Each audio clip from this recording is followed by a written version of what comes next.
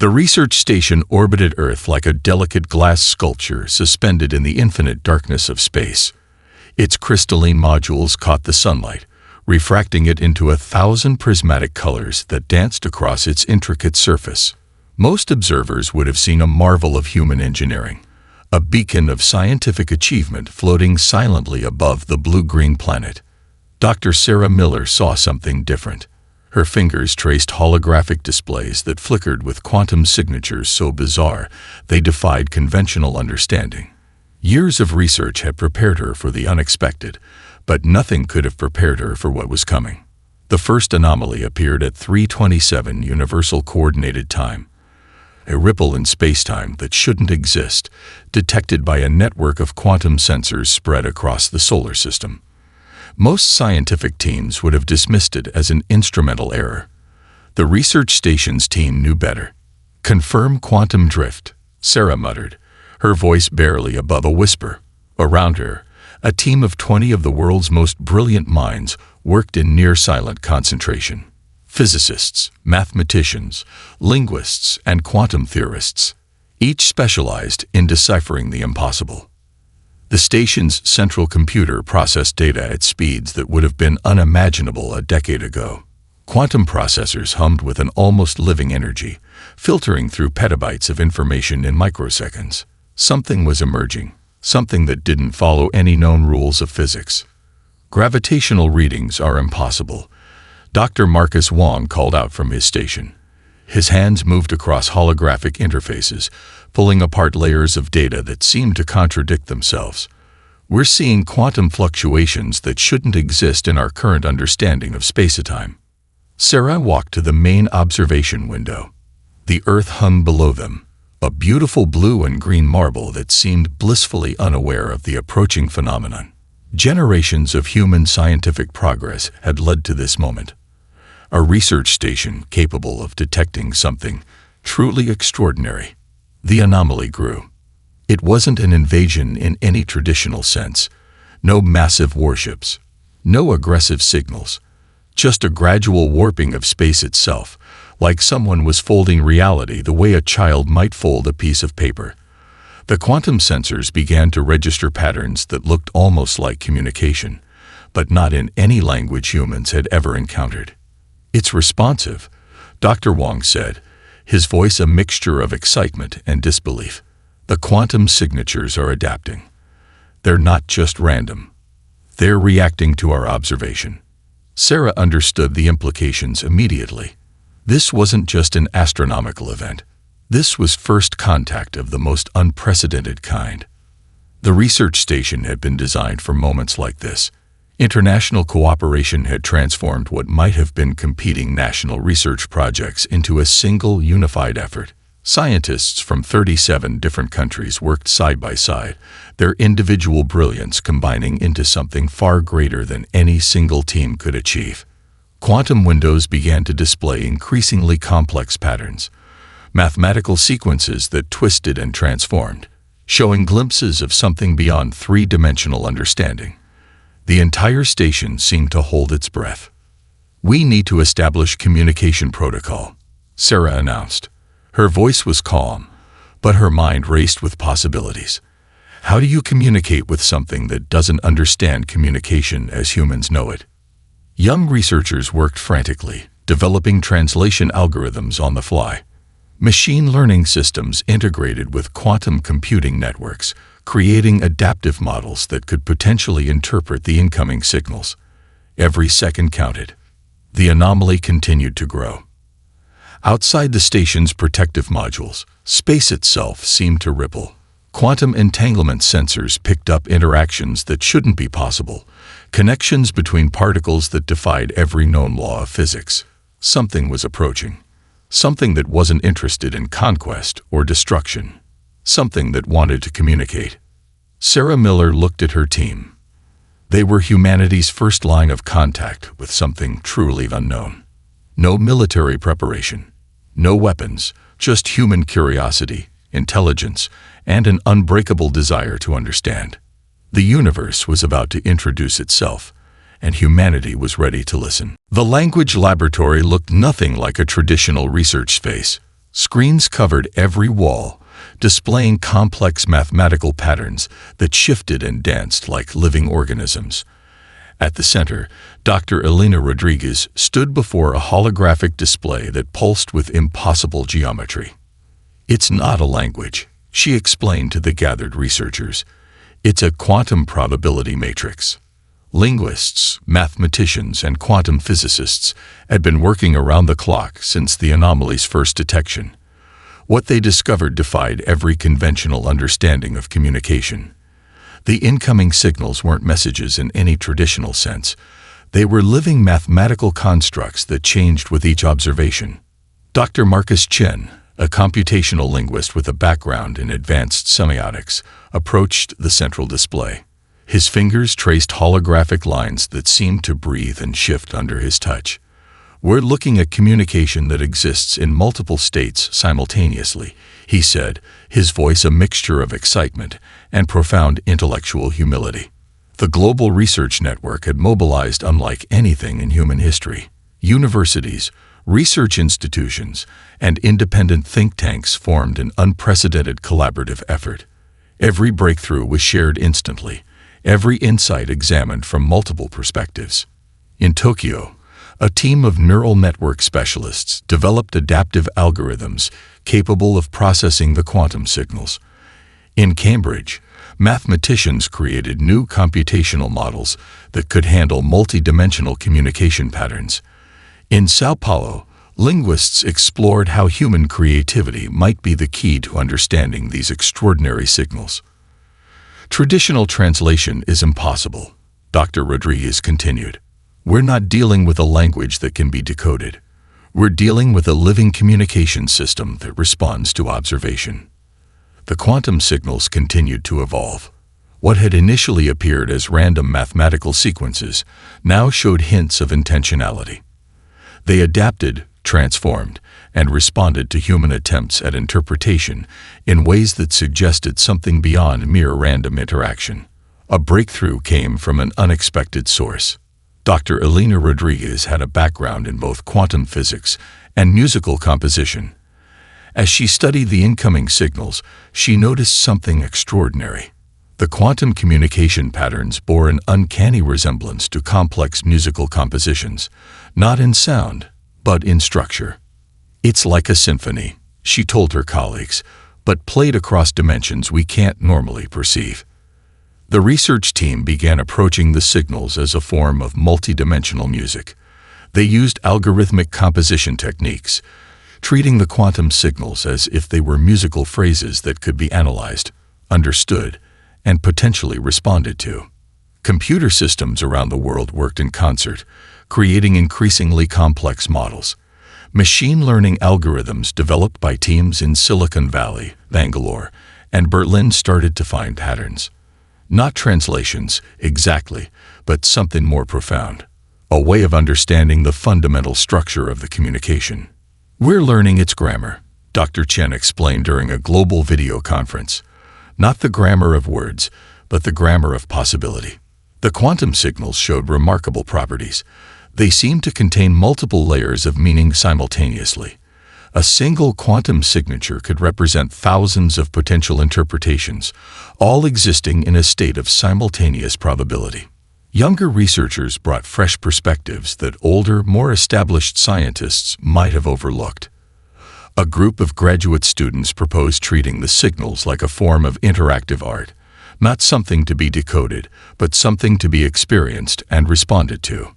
Their approach proved revolutionary. Instead of trying to translate the signals into human language, they began creating responsive systems that could engage with the quantum communication on its own terms.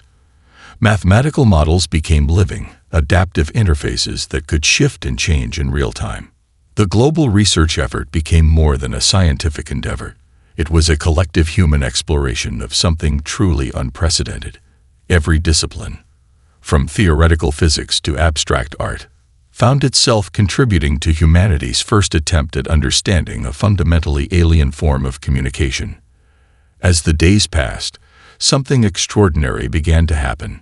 The quantum signals started to show signs of intentional interaction. They weren't just random patterns anymore. They were responding to human attempts at communication. Humanity was learning to speak a language of possibility. And the universe was listening. The global research network transformed into something more than a scientific endeavor.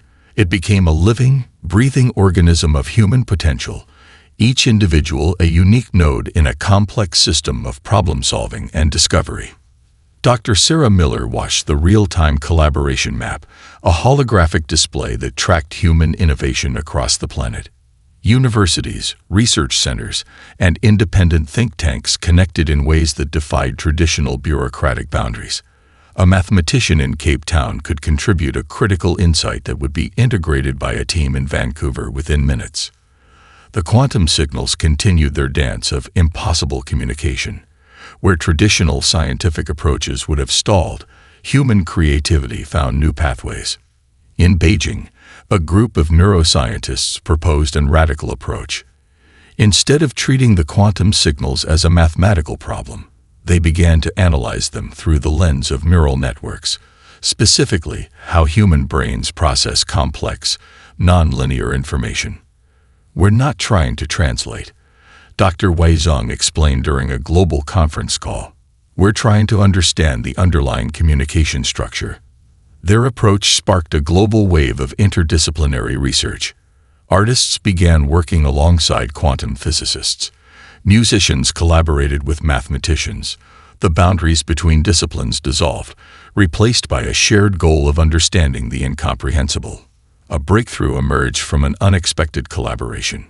A team of video game designers from Sao Paulo, working with quantum computing specialists from Moscow, developed an interactive simulation that could potentially model the quantum communication patterns. What began as a theoretical exercise quickly became something more. The simulation was unlike anything previously created. It adapted in real time, changing its fundamental structure based on user interaction. Participants from around the world could contribute, each bringing their unique perspective to the problem. "It's like we're learning to speak a language we don't understand," said Dr. Elena Rodriguez, watching the simulation's evolution. "But we're learning it together." Universities redesigned entire research programs overnight. Funding shifted from competitive models to collaborative networks. Governments realized that the most valuable resource wasn't technology or military might, but human creativity and collective intelligence. In India, a group of young researchers developed adaptive machine learning algorithms that could process the quantum signals from multiple perspectives simultaneously. Their approach treated the communication not as a static code to be cracked, but as a living, evolving system. The quantum signals began to show increasingly complex patterns. They seemed to respond to human attempts at understanding, shifting and transforming in ways that suggested intentionality. It was no longer just about receiving a message. It was about creating a dialogue. A network of quantum telescopes, strategically placed around the Earth, continued to track the anomaly. Each observation revealed new layers of complexity. The signals were learning, adapting, growing more intricate with each human interaction. Schools began incorporating quantum communication theory into their curricula. Children became part of the global research effort, their unbound imagination proving as valuable as traditional scientific training. A 10-year-old in Kenya might provide the insight that unlocked a critical understanding of the quantum signals. The research became a testament to human potential. No single approach would solve the mystery. It would take a global, collective effort that embraced diversity of thought, cultural perspective, and intellectual approach. Dr. Miller understood the profound nature of what was happening. This wasn't just a scientific endeavor. It was a collective human experience that transcended traditional boundaries of knowledge. "We're not just receiving a message," she told her team. "We're engaged in a conversation with something beyond our current understanding." The quantum signals continued their complex dance. Mathematical patterns emerged that seemed to hint at deeper meanings. They were alive with possibility, with potential. Each interaction revealed new layers of complexity. Humanity was learning to communicate in a language of pure potential, and with each passing moment, the universe drew closer. The breakthrough came from an unexpected intersection of art and science. Dr. Marcus Chen stood in the music research wing of the Global Communication Center, watching a team of musicians and quantum physicists work together. Classical violinists worked alongside electronic composers, their instruments connected to advanced quantum sensors that transformed sound into complex mathematical patterns. Elena Rodriguez had proposed the theory months ago that human creativity might be the key to understanding the quantum signals. Now, her hypothesis was being tested in ways no one could have predicted. The concert hall looked more like a high-tech laboratory. Instruments were connected to quantum sensors, each note transforming into a living mathematical construct. Musicians played not just with their hands and breath, but with an understanding that each sound was part of a larger, more complex communication. A young composer from Seoul, Jae-eun Park, had developed a revolutionary approach. Her compositions weren't traditional musical pieces, but adaptive sound structures that could change in real time based on quantum signal input. As she played, holographic displays around her transformed her music into complex, three-dimensional patterns. "Music is mathematics in motion," she explained during a global broadcast. "We're not just playing sounds, we're creating a language of possibility." The quantum communication team discovered something extraordinary. The signals seemed to respond to creative expression in ways that defied traditional scientific understanding. When musicians played, the quantum patterns would shift, adapt, and transform. It was as if the signals were listening, learning, engaging in a form of conversation beyond human comprehension. Research centers around the world began replicating the approach. In Rio de Janeiro, a team combined traditional Brazilian percussion with quantum sensors. In Cairo, classical Arabic musical techniques were integrated into the communication research. Each cultural approach revealed new layers of potential understanding. Dr. Chen watched in awe as the holographic displays showed the intricate dance of sound and quantum signals. "We're discovering that communication isn't about translation," he said. "It's about resonance." The global research network expanded its approach. Artists became as critical to the research as physicists and mathematicians. Painters created visual representations of the quantum signals. Dancers developed movement languages that could potentially interact with the mysterious communication. A breakthrough came from an unexpected source. A group of children in a special interdisciplinary school in Helsinki developed a game that could interact with the quantum signals. Their approach was intuitive, unburdened by traditional scientific constraints. They treated the signals like a collaborative puzzle, a living system to be explored rather than solved. The Quantum Communication Center became a hub of unprecedented creativity. Traditional boundaries between disciplines dissolved. A single research team might include a quantum physicist, a jazz musician, a neural network specialist, and a performance artist. Dr. Rodriguez explained the approach during a global conference. "We're not trying to understand these signals through a single lens," she said. "We're creating a multidimensional approach that embraces human creativity in all its forms." The signals continued to evolve. Each human interaction seemed to add layers of complexity. It was no longer about receiving a message, but about creating a dynamic, living conversation that transcended traditional understanding of communication. Universities redesigned entire research programs.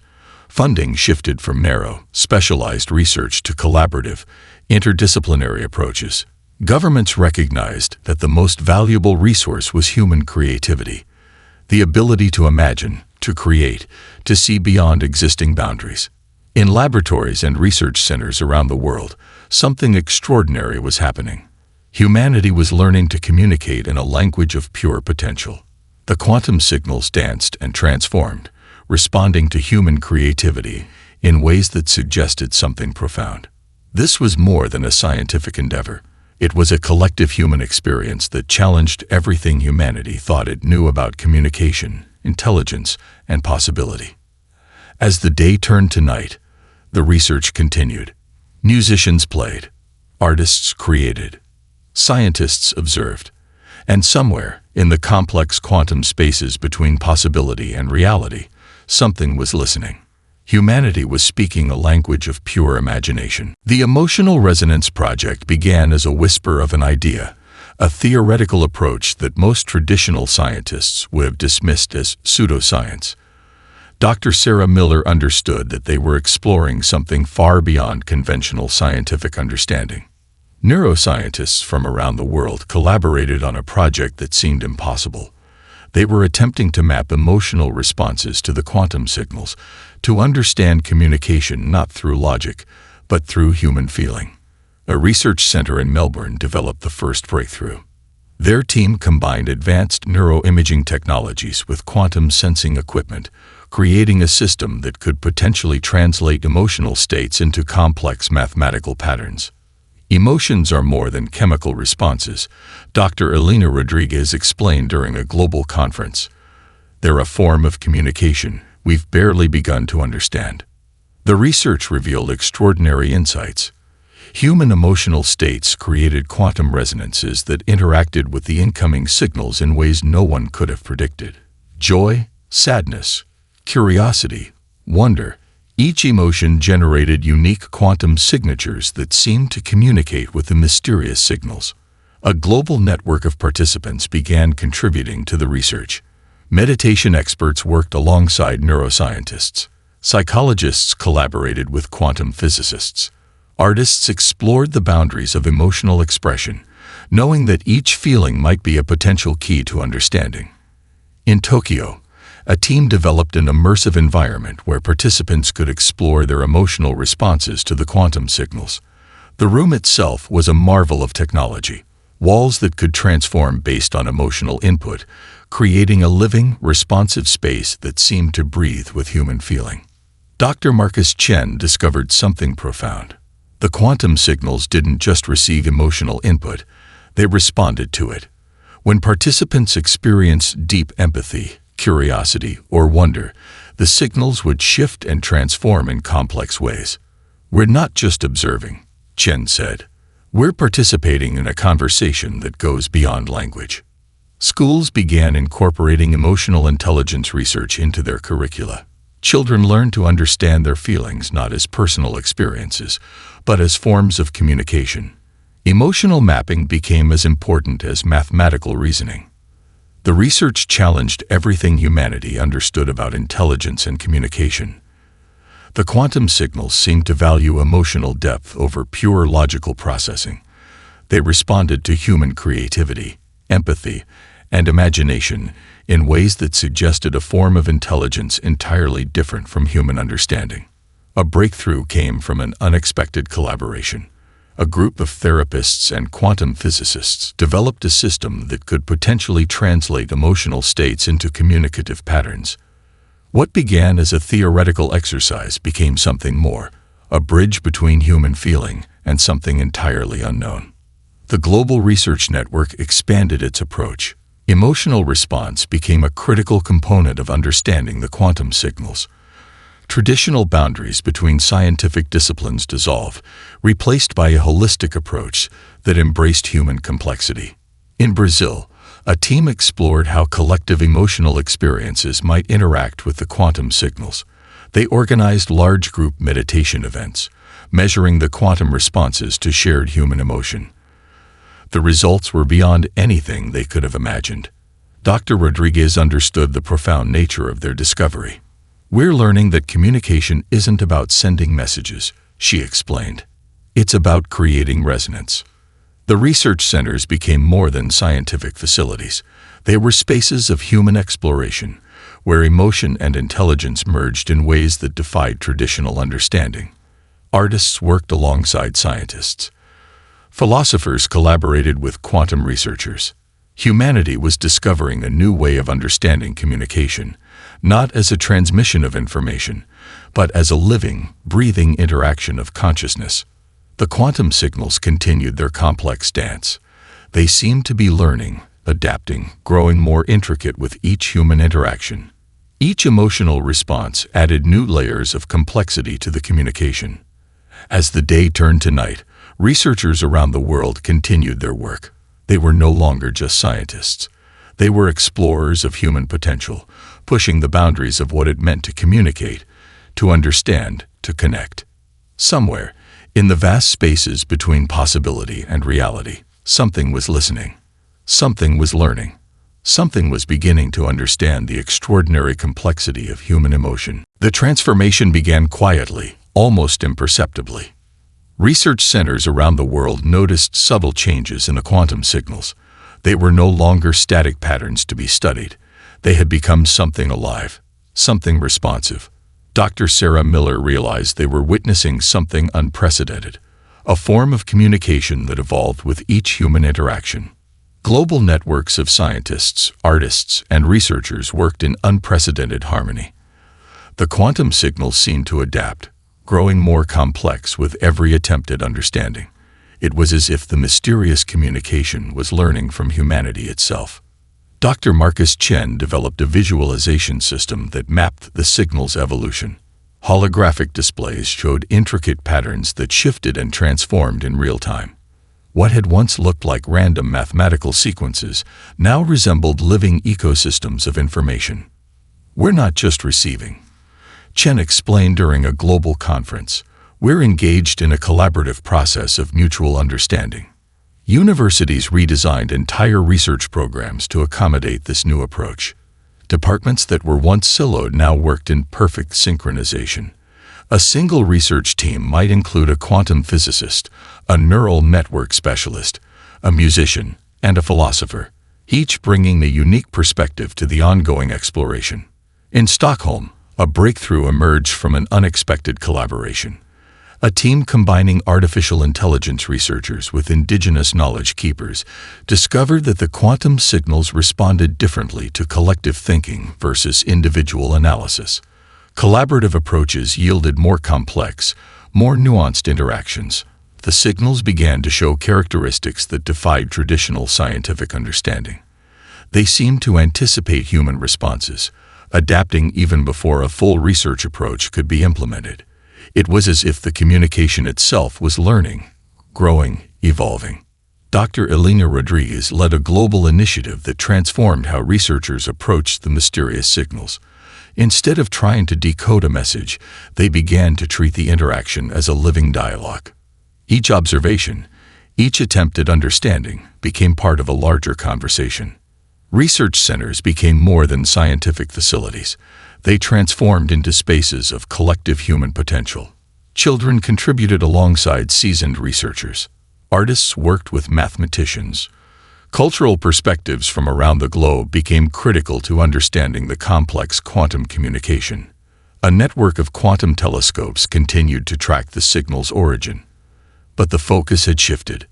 It was no longer about finding a source. It was about understanding the nature of communication itself.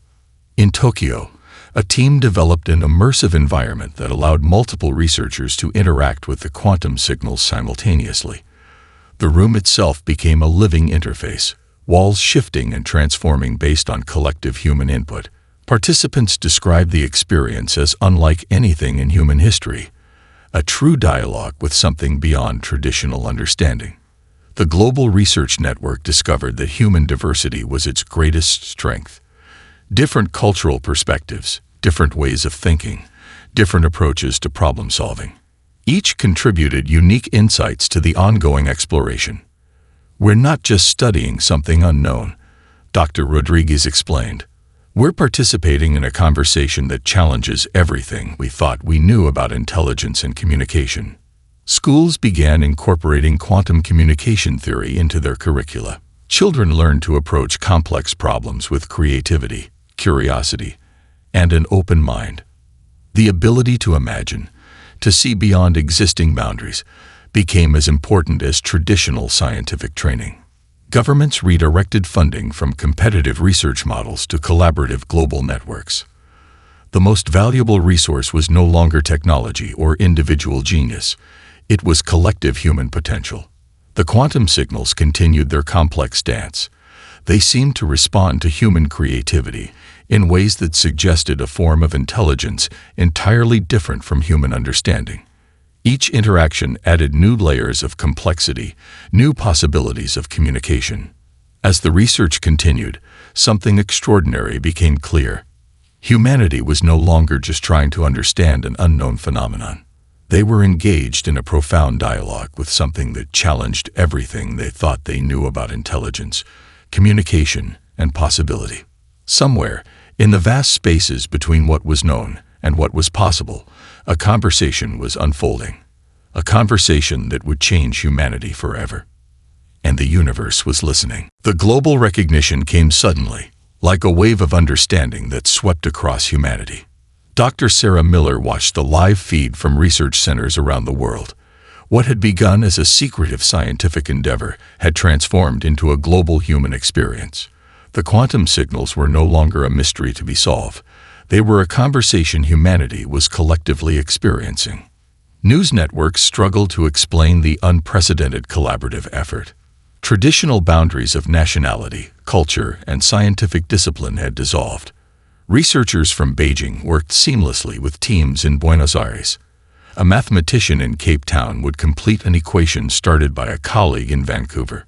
The signals began to reveal something profound. They weren't just communicating. They were learning from humanity's collective approach to understanding. Dr. Marcus Chen discovered the first truly global breakthrough. The quantum communication patterns showed remarkable sensitivity to collective human thought. When researchers from different cultural backgrounds approached the signals together, the communication became exponentially more complex. We're not just receiving information, Chen explained during a global broadcast. We're engaged in a mutual process of discovery. Universities around the world transformed their approach to education. Research programs became collaborative networks that crossed traditional academic boundaries. A single research project might involve scientists, artists, philosophers, and students from every continent. In New Delhi, a team of young researchers developed an open-source platform that allowed global participation in quantum signal research. Anyone with an internet connection could contribute observations, theories, and creative approaches. The platform became a living, breathing ecosystem of human potential. The quantum signals responded in ways that continued to challenge scientific understanding. They seemed to value human creativity over pure logical processing. Artistic interpretations were as valuable as mathematical models. Emotional intelligence became a critical component of communication research. Dr. Elena Rodriguez led a global initiative that brought together indigenous knowledge keepers, quantum physicists, artists, and philosophers. Their collaborative approach revealed layers of understanding that no single discipline could have discovered alone. Research centers became more than scientific facilities. They transformed into spaces of collective human exploration. Children worked alongside seasoned researchers.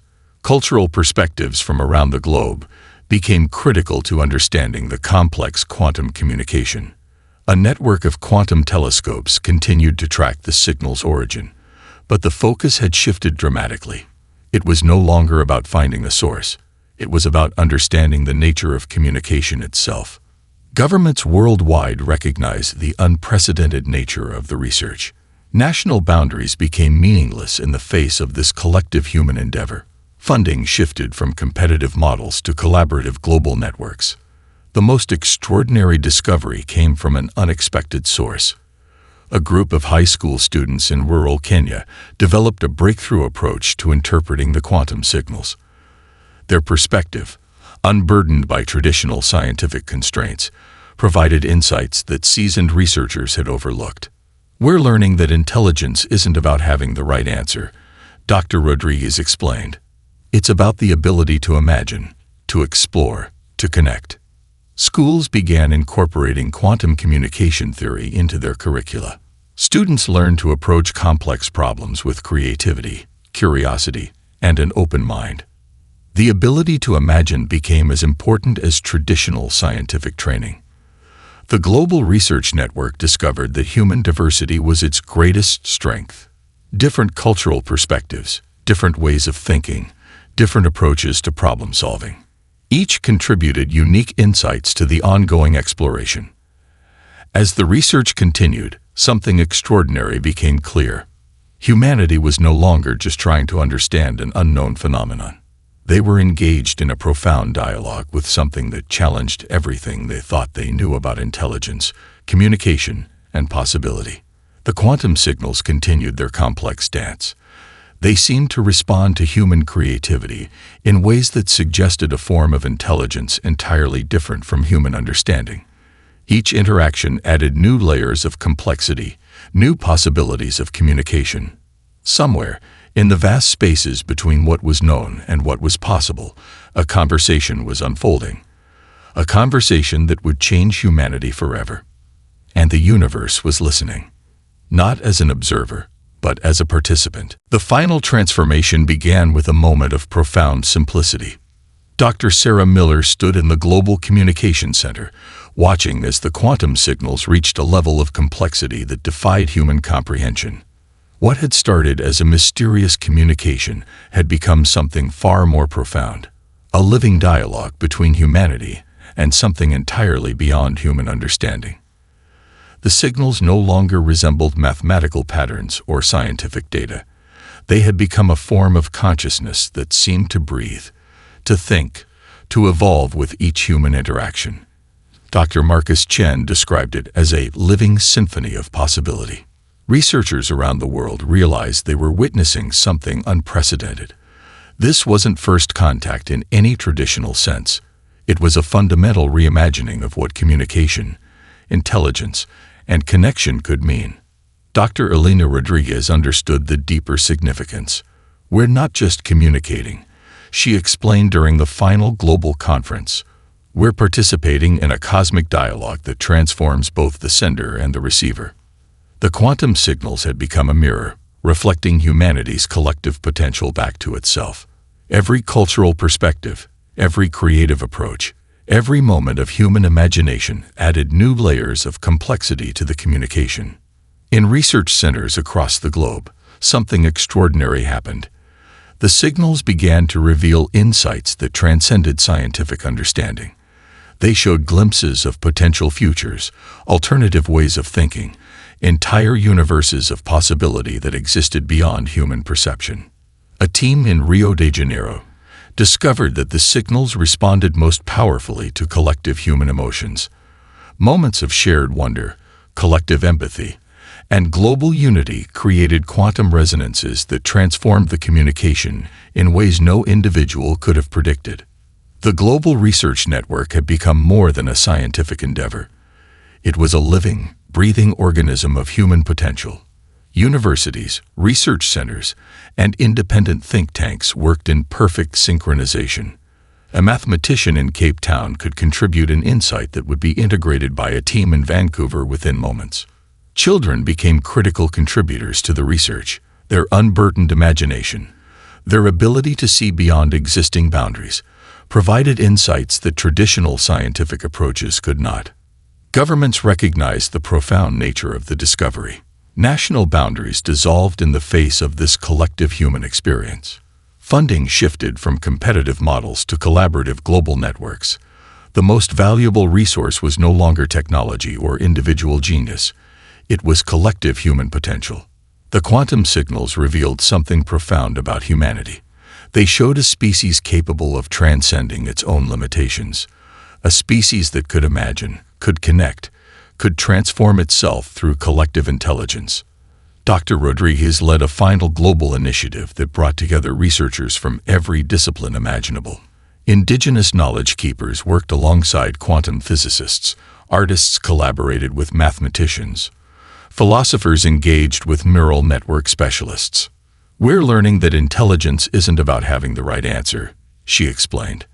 It's about the ability to imagine, to explore, to connect.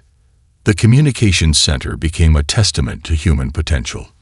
Its walls shifted and transformed, displaying complex quantum patterns that seemed to dance with human creativity. Each interaction added new layers of complexity, new possibilities of understanding. As the research reached its culmination, something extraordinary became clear. Humanity had not just discovered a new form of communication.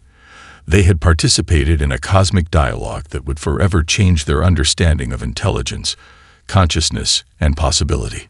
The quantum signals had become a living testament to human potential. They reflected humanity's capacity for creativity, for empathy, for understanding that went far beyond traditional scientific boundaries. In research centers, schools, and homes around the world, people understood that they were part of something profound. This was more than a scientific discovery. This was a transformation of human consciousness. Somewhere, in the vast spaces between what was known and what was possible, a conversation continued. A conversation that had changed humanity forever. And the universe listened, not as a distant observer, but as a participant in an ongoing dialogue of infinite possibility.